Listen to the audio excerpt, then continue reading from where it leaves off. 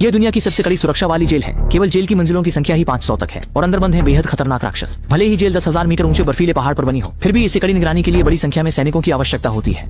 जल्द ही एक घोड़ा गाड़ी उनके सामने आकर रुक गई और लोहे का दरवाजा धीरे धीरे खुलने के साथ ही सैनिकों ने अपनी बंदूकें उठा ली और सतर्क हो गए। हालांकि जब कैदी बाहर निकला तो स्वागत करने वाले अधिकारी तुरंत हैरान रह गए। उन्होंने देखा कि सामने वाला व्यक्ति विशालकाय था और चेहरा भयानक था। कैदी के बीच में भागने से रोकने के लिए उन्होंने उसे रेल की पटरियों की जंजीरों से बांधकर जेल में ले जाया। जब तक कि वह सुरक्षित रूप से जेल के दरवाजे तक नहीं पहुंच गया, तब तक सैनिकों ने कैदी के हाथों की जंजीरें खोलने की हिम्मत नहीं की। लेकिन जब कैदी ने कोठरी में कदम रखा तो उसने पाया कि अंदर एक महिला भी बंद है। लंबे समय से दबे हुए दानव ने आगे बढ़कर खुद को मुक्त करना चाहा, लेकिन पास खड़े आदमी ने उसे तुरंत रोक दिया और भलाई के लिए चेतावनी दी कि यहाँ की महिलाओं से छेड़छाड़ न करे। लेकिन सुनने वाले ने इसे बिल्कुल भी गंभीरता से नहीं लिया।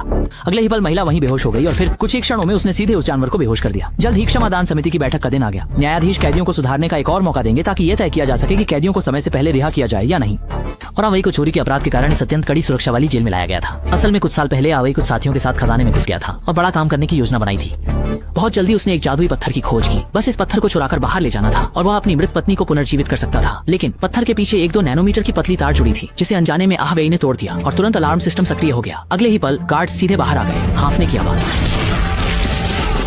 खतरे की घड़ी में लिसा ने समय पर आकर बचाव किया। देखते ही देखते चारों ओर के गार्ड्स ने पूरी तरह से हमला शुरू कर दिया। लिसा ने तुरंत अपनी समय रोकने की कला का उपयोग किया। अगले ही पल वहां मौजूद सभी गार्ड्स वहीं पर स्थिर हो गए। हालांकि क्योंकि पीछे की वेरा समय पर नहीं भाग पाई, वह भी वहीं पर स्थिर हो गई और हिल नहीं सकी। समय की अत्यधिक कमी के कारण सभी ने मजबूरी में वेरा को छोड़कर भागने का निर्णय लिया।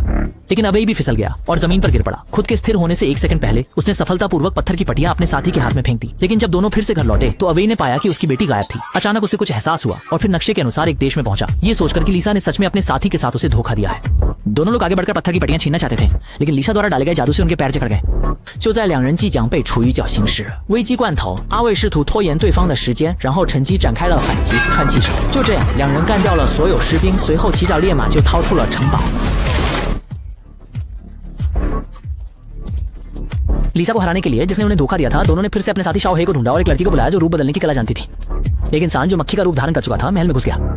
उसी समय लिसा ने अचानक कुछ असामान्य देखा और तुरंत बिजली का जादू छोड़कर उस पर हमला किया और बचने में असमर्थ मक्खी सीधे खलिहान में गिर गई, फिर एक चूहे में बदल गई और चुपचाप एक कवच में घुस गई। सैनिक के रूप में छुपकर सभी की नजरों से बचकर बाहर निकल गई। लेकिन तभी पास के गार्ड ने कुछ गड़बड़ देखी और तुरंत उस पर हमला कर दिया। संकट की घड़ी में महिला फिर से चूहे में बदल गई। सैकड़ों हाथों का सामना करते हुए वो आसानी से बच निकल सकती थी। इस तरह खिड़की का उपयोग करके सफलतापूर्वक बाहर कूद गई और जमीन पर गिरने से पहले वो एक बाज में बदल गई और हवा में उड़ने लगी। फिर उसने मौका पाकर खुद को एक शुतुरमुर्ग के रूप में छिपा लिया, ये सोचकर कि वह लिसा की पकड़ से बच जाएगी। लेकिन ये छोटी चाल लिसा के लिए आसानी से पकड़ में आ गई। संकट की घड़ी में महिला फिर से एक हिरण में बदल गई और पागल होकर भागने लगी। जल्द ही वह आकर अवई के सामने पहुंच गई और फिर उसने जो जानकारी जुटाई थी वह सबको बता दी। और वह जादुई पत्थर की पट्टियां खजाने में छिपी हुई थी, लेकिन उसे खोलना बहुत मुश्किल था। तभी छोटे काले को कुछ याद आया। असल में उसके पूर्वजों ने एक जादुई हेलमेट छोड़ा था जिसे ढूंढने पर